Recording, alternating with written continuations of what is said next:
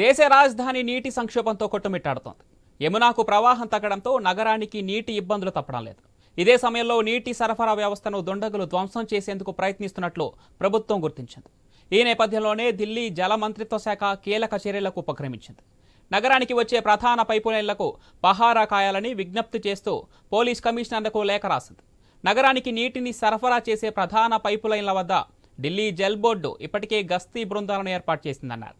నగరానికి నీటిని పంపిణీ చేసే ప్రధాన పైపులైన్లలో అనేక చోట్ల బోల్టులను తొలగించడంతో లీకేజీలు ఏర్పడుతున్నట్లు గుర్తించామని మంత్రి అతీషి పేర్కొన్నారు.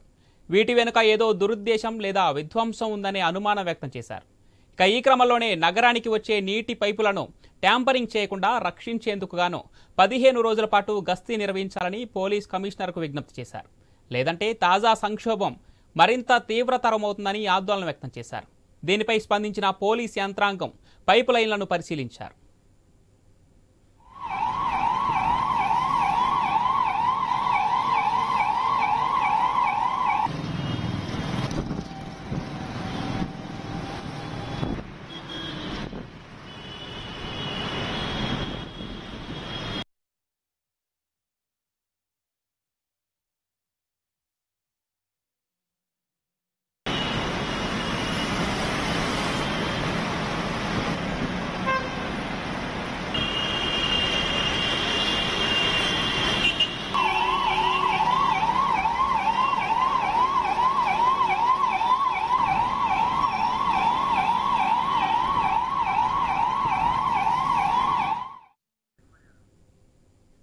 దేశ రాజధాని నీటి సంక్షోభంతో కొట్టుమిట్టాడుతోంది.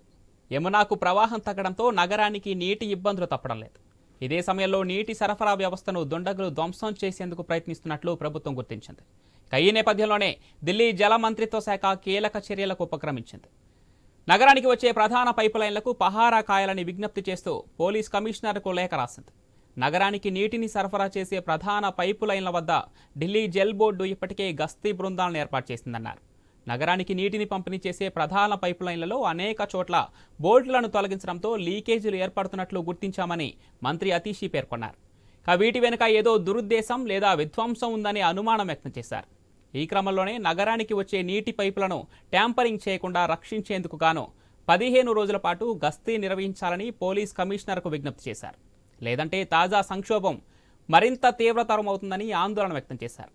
దీనిపై స్పందించిన పోలీస్ యంత్రాంగం పైపు లైన్లను పరిశీలించారు.